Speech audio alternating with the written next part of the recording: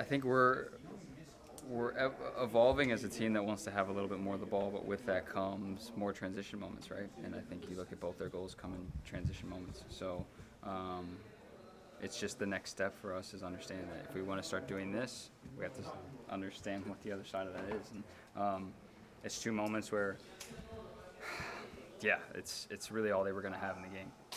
So I think it's frustrating for us, but that being said, we had 20 shots, 10 on goal, and a lot of opportunities to tie the game, win the game, whatever you want to say. But, yeah, those are moments where we have 8 games left, and thankfully it's just in a regular season game and not an Open Cup semifinal or in a playoff game. So we have to learn the lesson.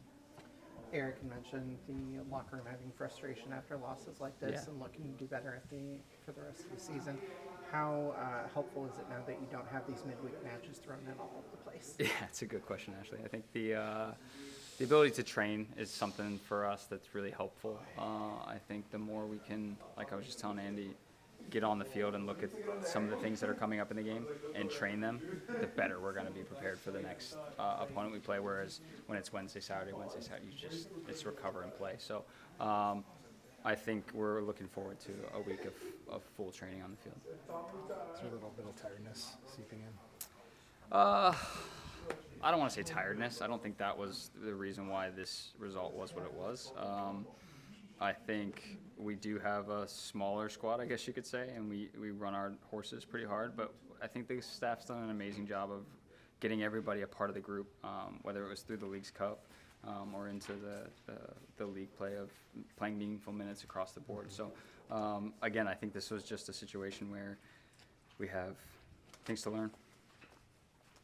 And just on that, obviously you had the two, blocks on that one sequence in the second half. Just kind of, what did you see on that? And then, if you don't mind me asking, what did you see on the 2 goals as well? Yeah, I mean, I think on that one it's just run and try to block the ball. There you go. And then the second one, I think, to your second question, I think the first goal is one where maybe the ball isn't where we want it or is predictable to where it's going to be going. But then I think it's getting the numbers back into spots where we're not just idly running toward the ball when a guy's running behind us.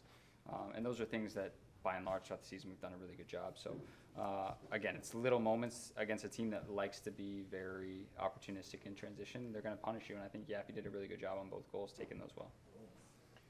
We saw you frustrated after the second goal.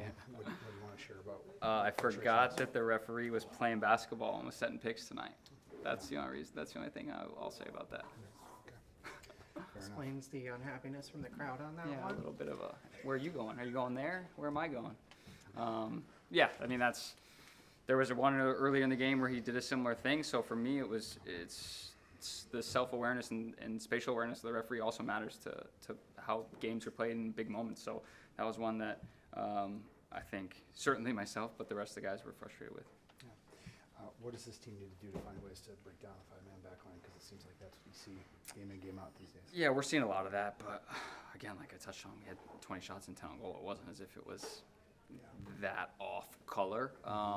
It's more about the last little cutting edge of finishing or putting the ball in an area where it gives our guys a chance.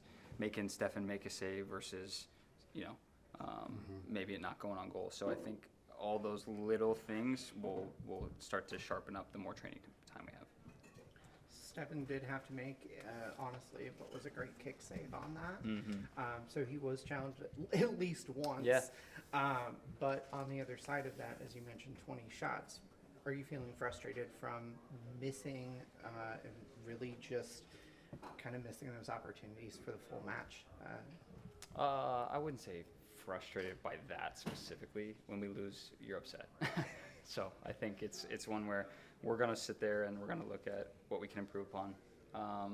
And those are, again, moments in the game where when it's on goal and he has to parry a save into a difficult area. We've seen that time and time again this season. That's generated goals for us. So it's consistently doing that. 350 starts. Yeah. Is that a round number? Come on, this is fine wine right here, baby.